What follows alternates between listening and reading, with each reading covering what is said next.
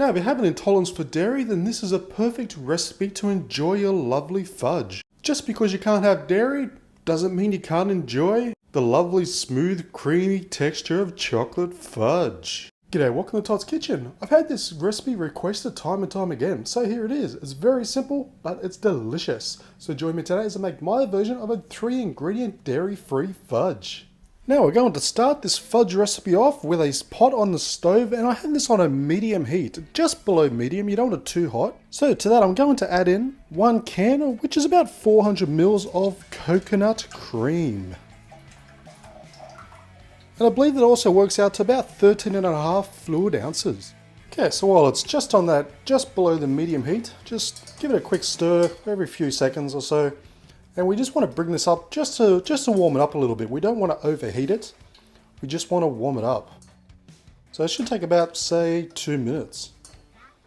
Okay, so our coconut cream is just nice and warm now. It's not too hot.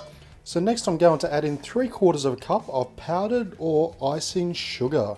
And just keep on whisking that through until it's well combined and dissolved and you have no lumps.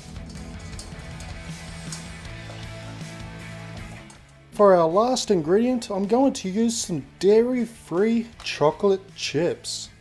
Now you should be able to find these in most specialty stores or the specialty aisle of most major supermarkets. So it's not something you'd find in the regular chocolate or candy type section. Chances are you'll find it in the baking section or even the health food section. But basically, for the dairy-free version, you want the dairy-free chocolate.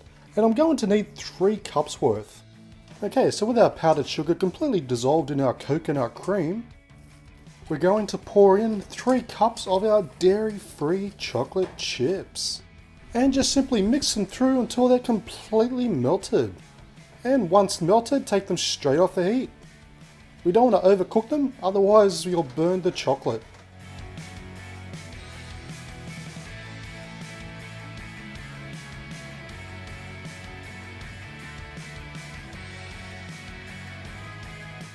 Okay, so lastly I have a baking tray here that I've just lined with some non-stick baking paper. So we're just going to pour on our delicious dairy-free chocolate fudge.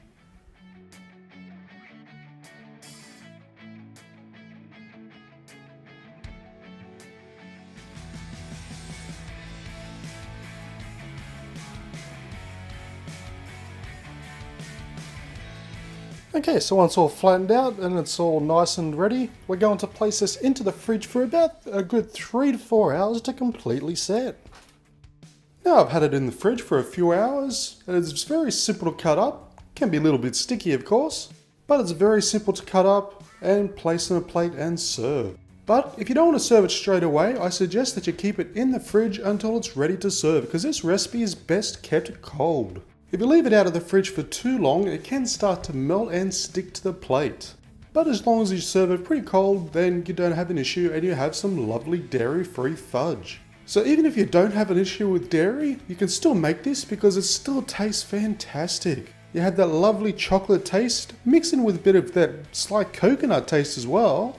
It really does work so well. But you put all those flavors together and this dairy-free fudge tastes simply delish. So give it a go, let me know what you think, and put up a photo on Instagram and make sure you hashtag Todd's Kitchen. So thank you for watching this episode of Todd's Kitchen. As always, I'll leave a list of ingredients down below, as well as links to my Facebook, Twitter, Instagram and Home Handy Hints channel. And please do me a massive favour by giving this video a thumbs up, leave a comment and subscribe, and I'll see you next time for another delicious recipe.